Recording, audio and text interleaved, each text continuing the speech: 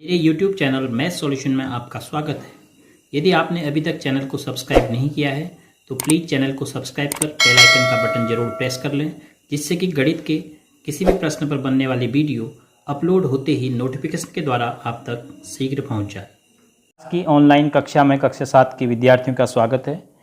प्रश्नावली 5.1 के शेष प्रश्नों को आज हम हल करेंगे, जो वीडियो के माध्यम से आपको प्राप्त हो रहे हैं। प्रश्न संख्या 4 है, ऐसा कोण ज्ञात कीजिए जो अपने पूरक के समान हो। तो आपको एक ऐसा कोण ज्ञात करना है कि उसका पूरक भी उसी के समान हो।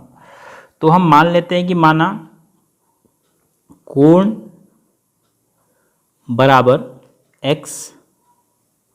तो अगर कोण x है तो कहा यह गया है कि पूरक कोण भी कितना होना चाहिए, पूरक कोण भी उसी के बराबर होना चाहिए। तो पूरक कोण भी x होना चाहिए।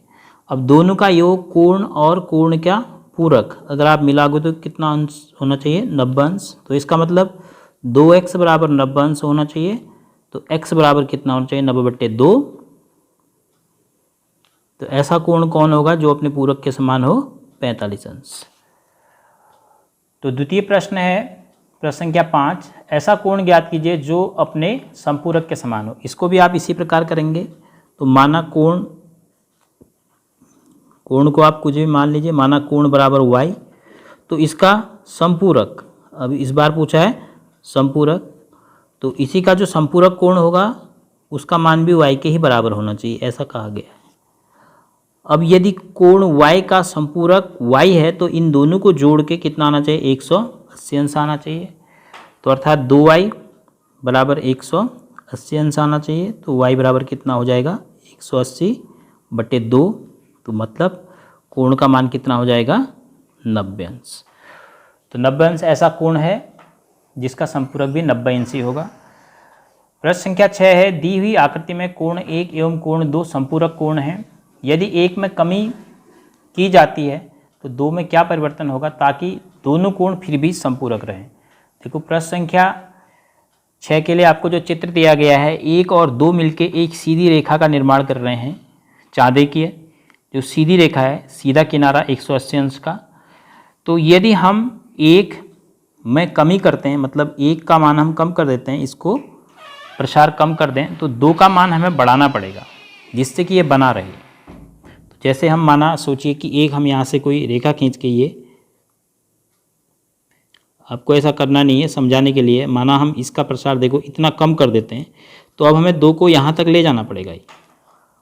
फिर से ये दोनों जो भुजाएं हैं कोण की, वो एक रेखा का निर्माण करेंगे, अर्थात 1 और 2 का योग फिर से 180 बना रहेगा। तो क्या करेंगे आप, 2 में क्या परिवर्तन होगा, तो कोण 2 में वृद्धि होगी, कोण 2 में वृद्धि होगी, ताकि कोण 1 एवं कोण 2 संपूरक ही रहें।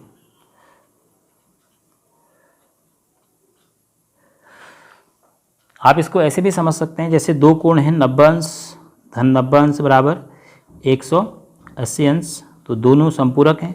अगर आप इसमें कमी करते हैं, इसको आप 85 अंश का बना देते हैं माना, तो फिर इसको आपने अब बढ़ा के कितना करना पड़ेगा, 95। तो एक में अगर आप कमी करेंगे तो दूसरे में वृद्धि करनी पड़ेगी, तब जाके योग फिर से 180 अंश प्राप्त होगा।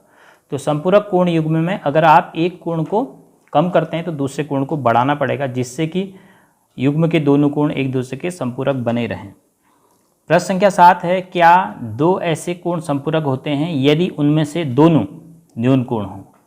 तो सबसे पहला, न्यून कोण अगर दोनों होंगे, अर्थात दोनों का मान 90 से कम होगा। तो 90 से कम का मतलब एक का मान 89 है और दूसरे का मान 88 है।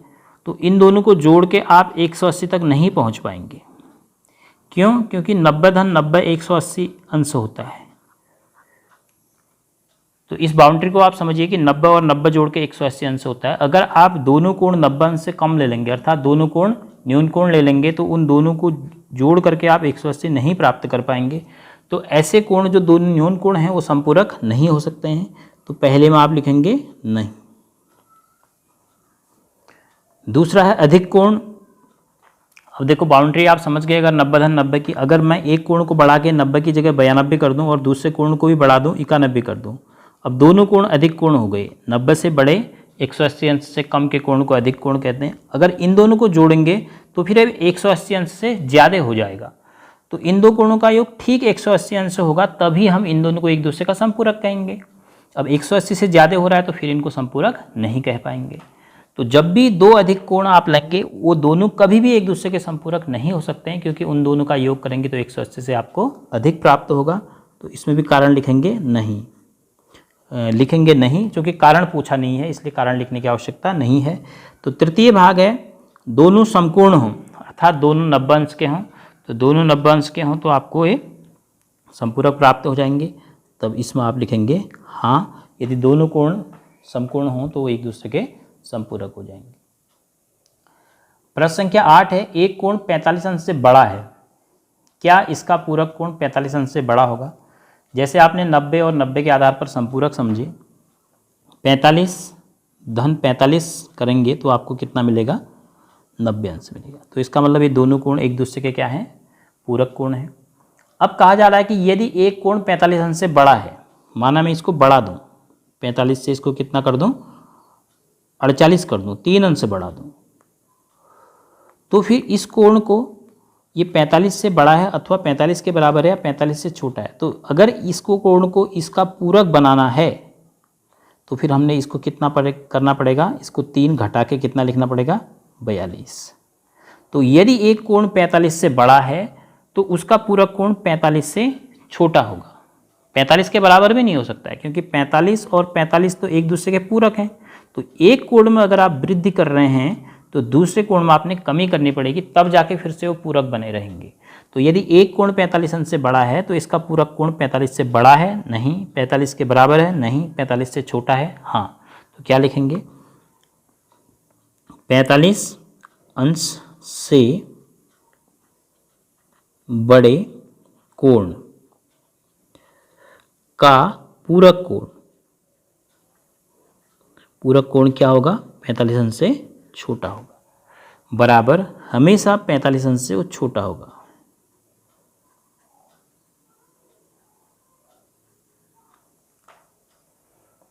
तो इसका पूरक कोण 45 अंश से छोटा होगा।